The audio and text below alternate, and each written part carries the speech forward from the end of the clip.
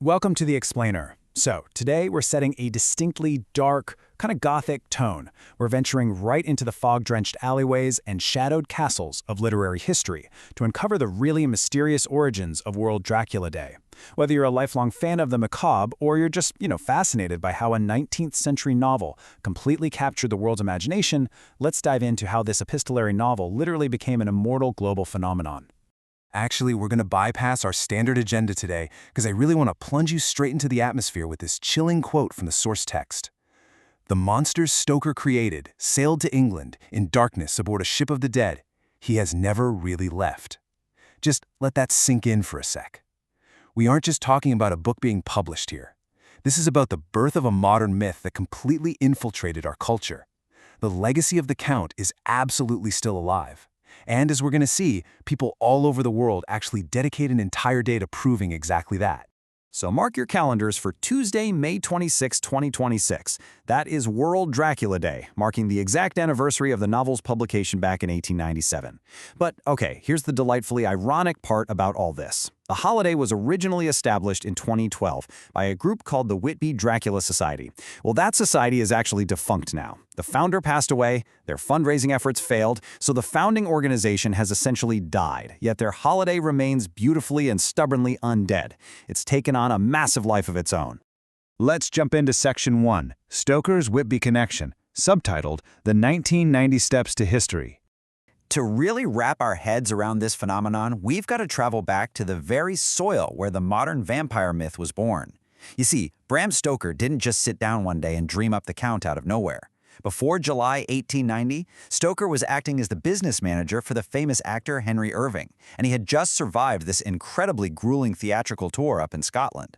Stoker was completely exhausted. It was actually Irving who recommended a seaside retreat in Whitby, a place where Irving had once run a circus, believe it or not. So Stoker arrives at a guest house at 6 Royal Crescent in late July. At that time, he was drafting a story about this character named Count Walpire, set in Austria. But then, August 8, 1890 hits. He visits the Whitby Library and he discovers the name Dracula. That location literally changed everything. And this real-life visit, it bled directly into Stoker's terrifying fiction. In the novel, a ship called the Demeter sails to Whitby. The ship's log charts the gradual, horrifying disappearance of the entire crew until only the captain is left, tied to the wheel. The ship runs aground right below East Cliff, and get this, it happens notably on August 8th, the exact same date Stoker found the name Dracula in real life. From the wreck, a large dog bounds up the famous 99 steps to the churchyard. It is the exact moment Dracula arrives in England, and man, everything just begins to go horribly wrong for the characters. Moving on to Section 2, a monstrous redraft, from stage play to literary masterpiece. So, that iconic book sitting on your shelf? It almost didn't exist in the form we know today.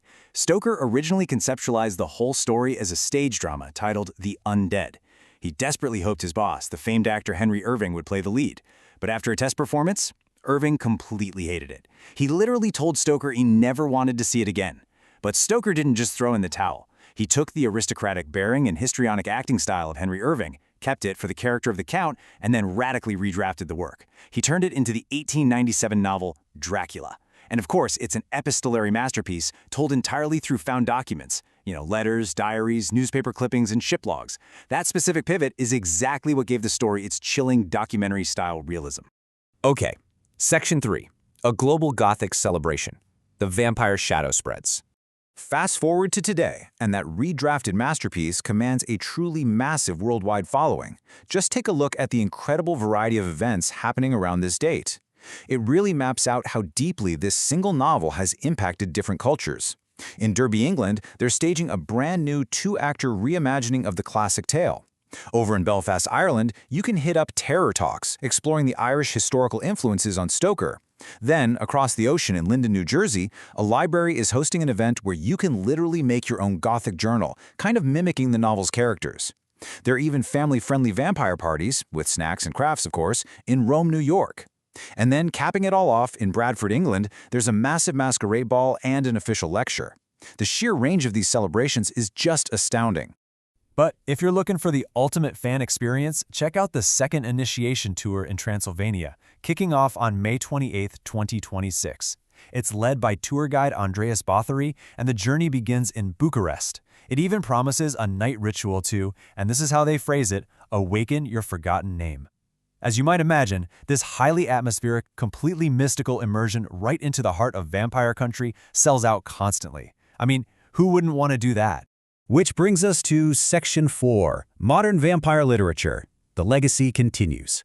Because, you see, the literary legacy of Stoker definitely didn't just freeze in 1897. Today, authors are keeping this genre fiercely alive. We're talking specifically about award-winning poet and author LindaAnn Lashavo. She's a native New Yorker, a member of the British Fantasy Society, and just an incredible force in modern Gothic literature. For anyone out there looking to celebrate World Dracula Day with some fresh reading material, her unmissable serial, Dracula Before Stoker, the prequel, offers a fantastic expansion of the lore. It takes that foundation Stoker built and explores the terrifying, untold history that predates the famous novel. And the caliber of her work is absolutely undeniable. Lashavo's captivating chapbook, Vampire Verses Poems, recently won both the Excellence in Literature Award and the Bookish Award. This collection is such a beautiful blend of art and poetry. It features 23 haunting poems right alongside these stunning full-page original illustrations. It's really a prime example of how the vampire mythos continues to inspire high-quality, award-winning literary art today. But it isn't just the critics who love it, right? Readers are leaving glowing 5-star reviews. Audiences today still really hunger for immense thematic depth in their vampire lore. One reviewer explicitly praises the collection for its emotional nuance, noting how vampirism is used as this amazing metaphor for memory and intensity. And then another reviewer loved the creative themes, highlighting a hilarious poem told from the perspective of vampires renting the movie A Nightmare on Elm Street. It's brilliant. It perfectly bridges the gap from 1897 to the present, proving that the vampire genre can still be deeply moving, technically masterful, and honestly, incredibly fun. So, that brings us to the end of our exploration today. From Stoker's exhausting theatrical tour and that fateful visit to a Whitby library, all the way to massive global masquerades and acclaimed modern poetry being written right now, the legacy of the undead is stronger than ever. The Count truly casts a long shadow. So, my question to you is, how will you step into it this May 26th? Are you going to reread the letters of the Demeter, write your own Gothic journal, or maybe discover a new poem? Whatever you choose, keep learning, keep reading, and I'll catch you in the next explainer.